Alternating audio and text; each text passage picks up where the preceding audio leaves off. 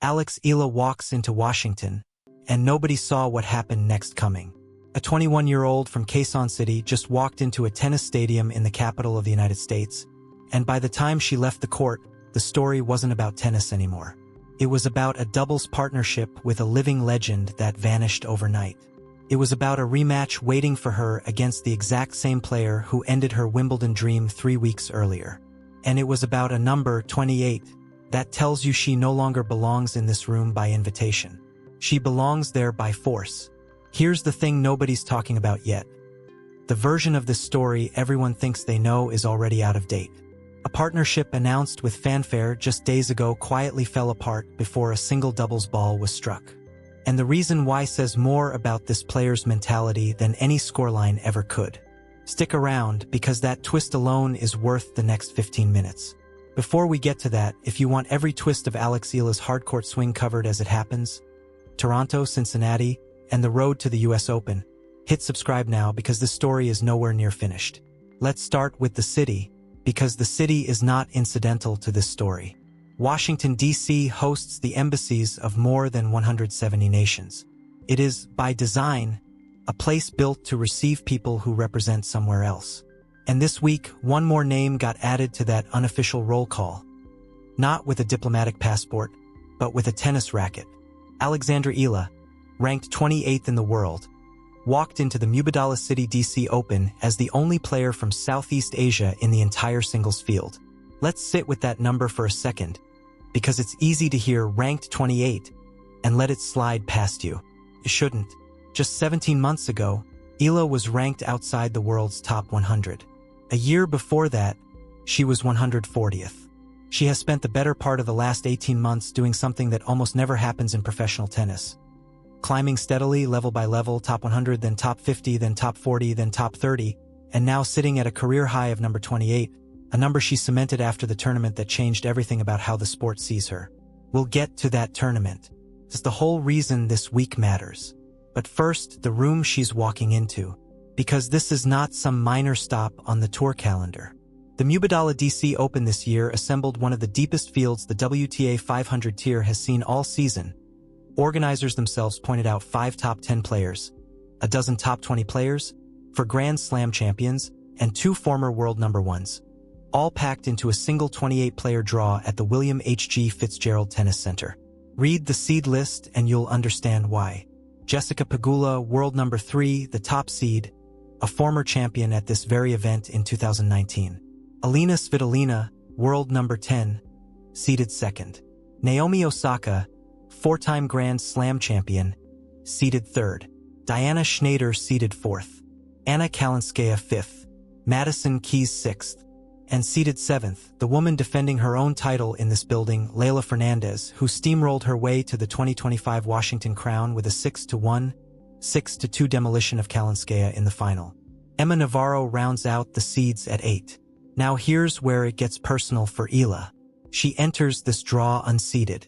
Her first-round assignment is not some gentle welcome to hardcourt season. It's Zheng Qinwen, 2024 Paris Olympic gold medalist, former world number 4, a finalist at the 2024 Australian Open. Zheng's ranking has tumbled to around number 123 after an injury-plagued stretch. But make no mistake, a wild card with that pedigree is one of the most dangerous floaters in any draw in the world. These two have never played each other on the WTA Tour, though they do have history. Zheng got the better of Eala at the Asian Games a few years back. And waiting on the other side of that result, projected in the second round, is none other than 7th-seeded Leylah Fernandez, the woman defending the very title on the line. That's the tennis.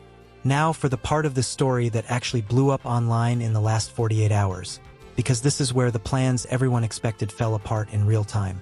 10 days ago, the tennis world was buzzing about one specific pairing on the doubles side of this draw.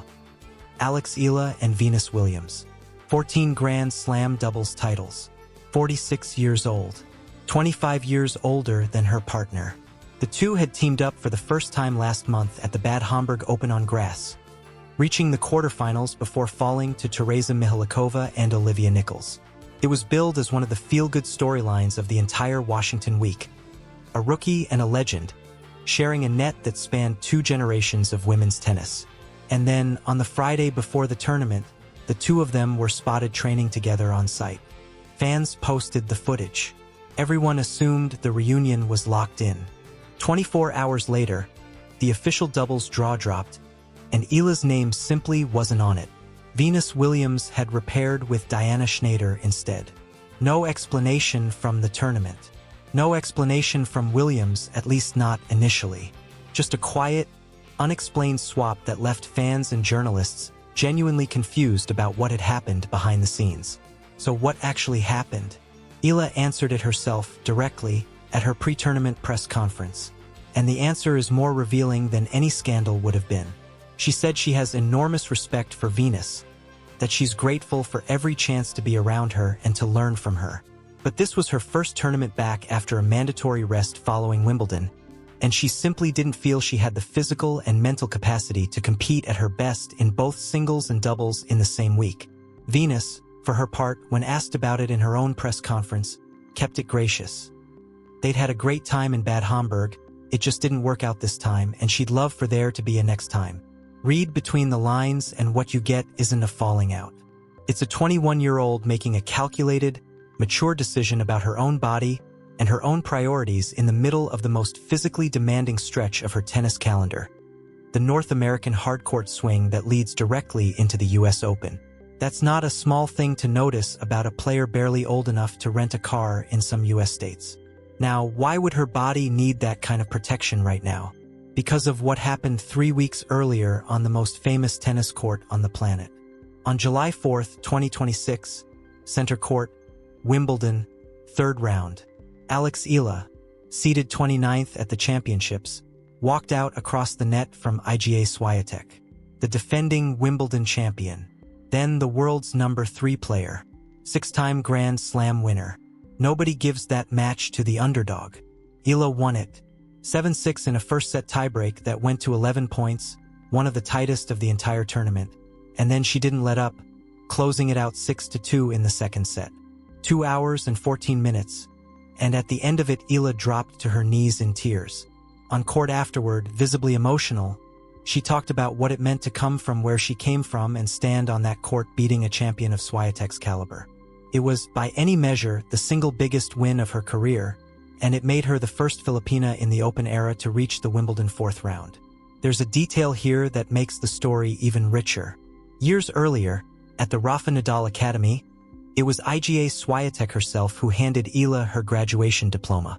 Teacher and student reunited years later on center court, and this time it was the student who walked away with the win. 2 rounds later, the run ended, but not quietly, and not without a fight. In the fourth round, Eala faced 13th seeded Jasmine Paolini, the 2024 Wimbledon runner-up. It was a roller coaster of a match. Paolini took the first set 6-4. Eala clawed back to win the second 6-4 in her favor, and Paolini closed it out 6-3 in the decider. 2 hours and 22 minutes of tennis in front of a crowd that included Roger Federer sitting in the royal box. Eala's run was over, but she left London having rewritten Philippine tennis history, surpassing every previous Filipino result at the tournament going back to the amateur era of the 1940s and 50s. And here's the twist that gives this week in Washington its edge. Jasmine Paolini, the very player who ended Eala's Wimbledon dream, is not walking these DC courts this week. She's elsewhere on the tour. But the moment still hangs over the story, because it's proof of exactly where Eala's ceiling currently sits. Good enough to beat a defending Slam champion, and 1 match away from a Slam semi-final against a former finalist. That combination, devastating upside, painfully close margins, is precisely the profile the rest of this Washington field has to worry about. The WTA itself took notice of that grass court stretch, publicly recognizing Eala as one of the standout performers of the grass swing. It's not hard to see why. This was a player who, in the same window, won a title in Birmingham, reached the semifinals in Berlin, and then produced the 2 biggest wins of her Grand Slam career back-to-back. That's not a hot streak. That's a level shift. So here's the honest, unglamorous truth sitting underneath all the excitement of her Washington arrival. This is a genuinely risky spot for her. Eala hasn't played a competitive singles match since that July 6th loss to Paolini. That's a 3-week gap, a deliberate reset after an emotionally and physically brutal stretch. She's coming off grass, where the ball skids low and rewards flat, aggressive strikers, straight into a hard court in Washington's brutal summer humidity, where rallies extend, footwork changes, and recovery windows shrink fast. Everyone she's about to face has had their own separate build-up block. There is no version of this preview that pretends this will be easy. The case for her is the form she showed at Wimbledon. The case for caution is the rust of 3 weeks off and a first-round draw against a dangerous, well-traveled opponent in Zheng Qinwen. Zoom out, though, and you can see why this single week matters far beyond just Washington. The DC Open is the on-ramp, not a side road, into the entire North American hardcourt swing. From here, it's straight into Montreal and Cincinnati, both WTA 1000 events, before the US Open opens at the end of August in New York. Every match Eala plays this week feeds directly into her seeding conversation heading into the year's final Grand Slam. A good week here builds momentum. A bad week means arriving at Flushing Meadows undercooked. There's no low-stakes version of this tournament for her. There's also a cultural layer to this that shouldn't get lost in the seeding math. Washington, D.C. and its surrounding region is home to one of the largest Filipino-American communities on the U.S. East Coast. The Philippine Embassy sits in the same city hosting this tournament. When footage of Eala's arrival circulated on Philippine sports channels this week, and when she was sent off from Manila with crowds gathering to cheer her on, that wasn't manufactured hype from a marketing team. It's a country of over 100 million people in a region of Southeast Asia with nearly 700 million people total, watching one of its own take a seat at a table that, for a long time, simply didn't have a chair with their country's name on it. So where does that leave things heading into her first match against Zheng Qinwen? Genuinely uncertain, and that's exactly what makes it worth watching. Eala is not walking into Washington as a courtesy entry anymore. She's walking in on the back of a result that beat a Wimbledon champion, carrying a ranking that took 18 months of relentless week-by-week climbing to earn, and making the very deliberate, adult decision to protect her body by walking away from a marquee doubles pairing rather than overextend herself in her first week back. Whether she beats Zheng and gets the rematch draw against Fernandez, or whether the 3 weeks of rust catches up with her early, either outcome tells you something real about where her game actually stands right now, not just where the hype says it stands. The draw is set. The story from Wimbledon is still following her around the locker room, sitting in the same media center where reporters keep bringing up Swiatek and Paolini. And the next chapter of Alex Eala's 2026 season starts the moment she steps onto that court in Washington. Whatever happens next, one thing about this week is already true. A lefty from Quezon City spent an entire season earning her way into a room this deep, one match at a time. And nobody handed her that seat as a favor.